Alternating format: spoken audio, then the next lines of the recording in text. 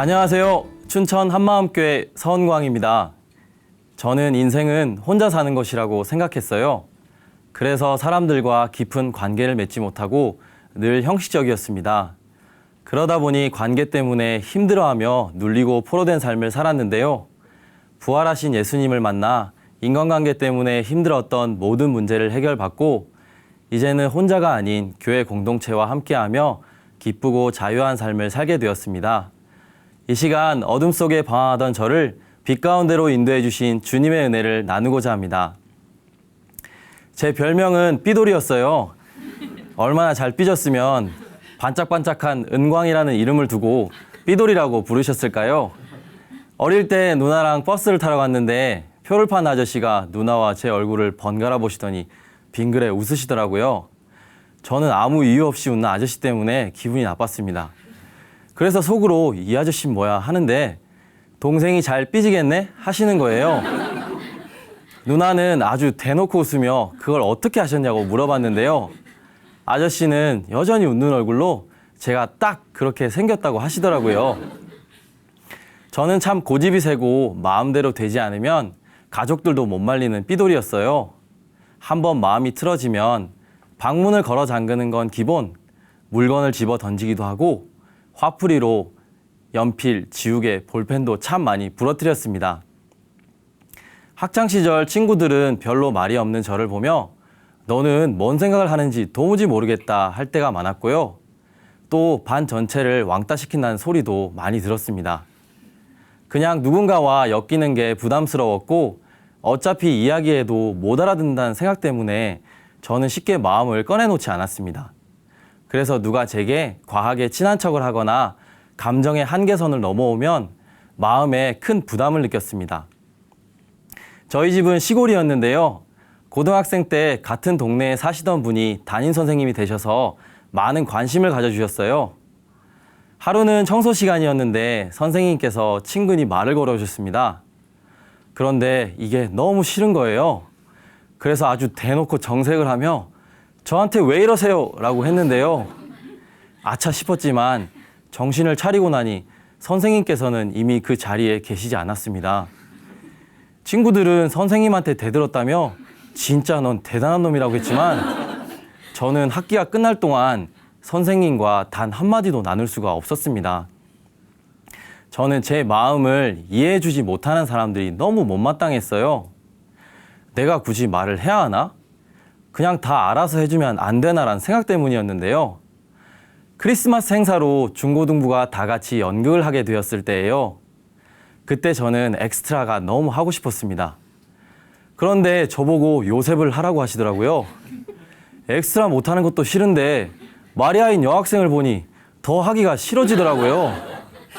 진짜 싫은데 싫다고 말을 못하고 혼자 고민하다가 그냥 잠수를 타버렸습니다. 그때 행사가 다 끝나고 교회에 갔는데요.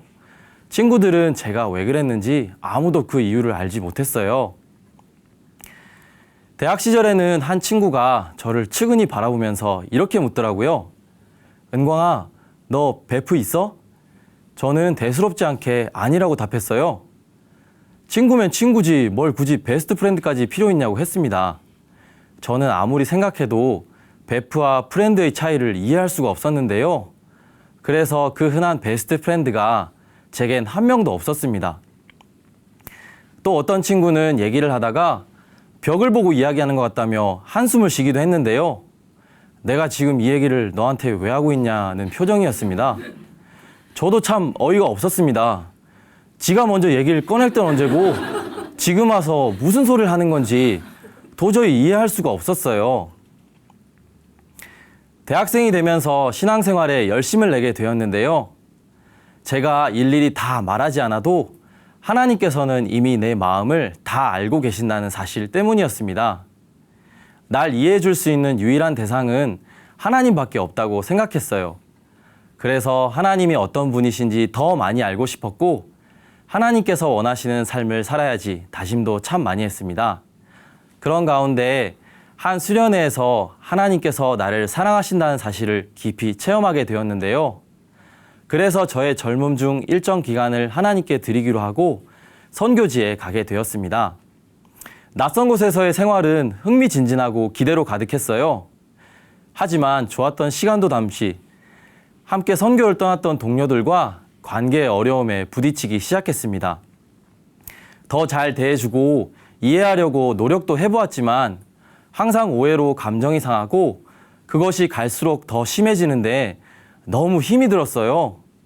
너무 화가 날 때는 얘기를 나누다가도 문을 쾅 닫고 나가버리고 그래도 분이 풀리지 않으면 주먹으로 벽과 문을 몇 번이고 세게 쳐서 손에서 피가 나기도 했어요. 그리고 또 어떤 때에는 아예 뒤도 돌아보지 않고 그 길로 짐을 싸서 야간 버스를 타버렸습니다. 더 이상 얼굴 보기가 싫었거든요.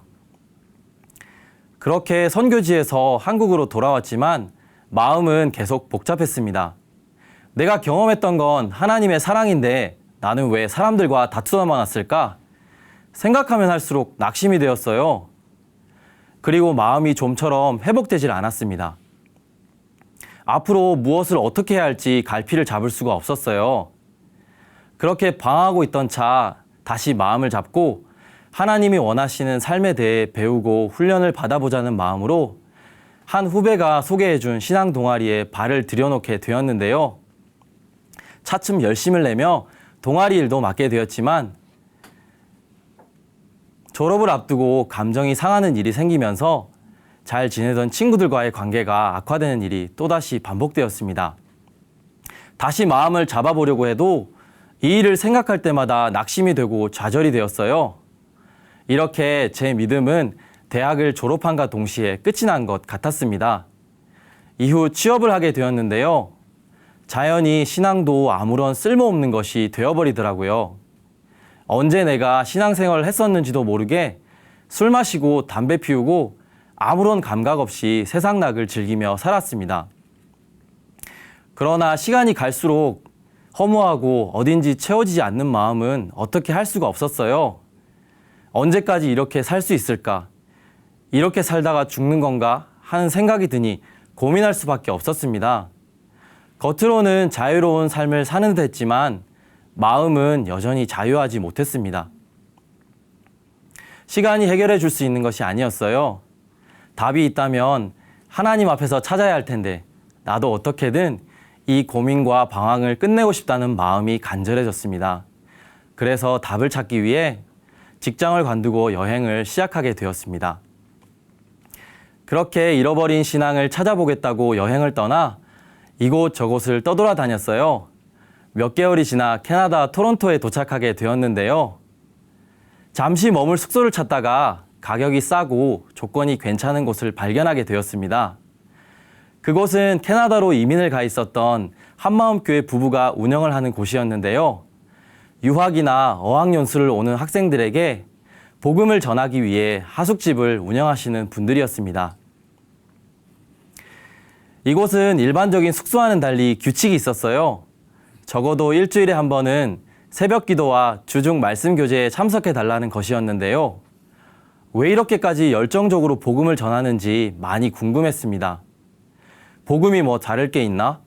지금까지 나도 듣고 배웠던 그 복음 아냐? 하는 생각이 들면서도 큰 확신과 기쁨이 있었던 집주인 누나의 모습은 저의 호기심을 불러일으켰습니다. 주중 말씀 교제에 참석하게 되면서 저는 안티크리스천이었다가 예수님을 믿고 변화된 한 자매님의 간증을 보게 되었는데요. 부활이라는 증거를 통해 예수님을 하나님으로 믿게 되었다고 하시는데 그동안 들어왔던 것과는 조금은 다른 이 복음이 생소하면서도 적잖이 놀라웠습니다. 그리고 형을 통해 부활은 예수님을 하나님으로 믿을 수 있도록 이 땅에 남겨주신 증거란 사실을 또다시 전해 듣게 되었는데요. 내 느낌이나 감정이 아니라 객관적 증거를 통해 예수님을 믿는 것이라고 말씀하셨습니다. 그러다 어느 날 교제를 마치고 하숙집 형이 진지하게 질문하셨는데요. 은광이 너는 그동안 예수님을 어떻게 하나님으로 알고 믿었어? 라고 물어보시는데 어려서부터 그렇게 배웠다고 대답을 했습니다. 그 순간 제 실상이 그대로 보였는데요. 내가 정말 예수님이 누구신지 알지 못했구나. 내 믿음은 막연한 것이었구나. 확실한 증거를 통한 믿음이 아니니 내 느낌과 감정에 따라 이리저리 흔들릴 수밖에 없었구나. 복음을 알고 있다고 생각했던 제 마음이 그대로 무너졌습니다. 형은 제게 한마음교회 지체들이 쓴 부활을 본 사람들이라는 간증 몇 편을 건네주며 꼭 읽어보기를 권하셨는데요. 하나님의 뜻대로 하는 근심은 후회할 것이 없는 구원에 이르게 하는 회개를 이루는 것이라는 말씀도 찾아주시며 함께 기도해 주시겠다고 하셨어요. 그날 저는 형이 건네준 간증집을 손에서 놓지 않으며 읽어내려 갔습니다. 간증에 나온 지체들의 삶은 부활하신 예수님을 만나 변한 제자들처럼 진짜 변했더라고요. 한두 명도 아니고 어떻게 이렇게 많은 사람들이 똑같이 예수님의 부활을 통해 삶이 변했을까? 자매님들이 병원에 나가 전도한 내용을 보았을 때에는 꼭 현대판 사도행전을 보는 것 같았습니다. 그날 저녁 저는 그동안 형과 교제하면서 들었던 말씀들을 다시 펼쳐보았어요. 그때 교제를 하면서 보았던 그림이 눈에 들어왔습니다. 동그라미 안에 의자가 있는 그림이었는데요. 의자 위에 예수님이 계신 것과 의자 위에 내가 있는 그림이었는데 그동안 늘 해결할 수 없었던 사건들이 하나 둘 떠오르기 시작했습니다. 마음이 눌렸고 낙심되어 좌절했던 일들이 제 눈앞에 보이더라고요. 그러면서 내가 주인이었구나 하는 단식이 새어나왔습니다. 왜 사람들과 다투었을까?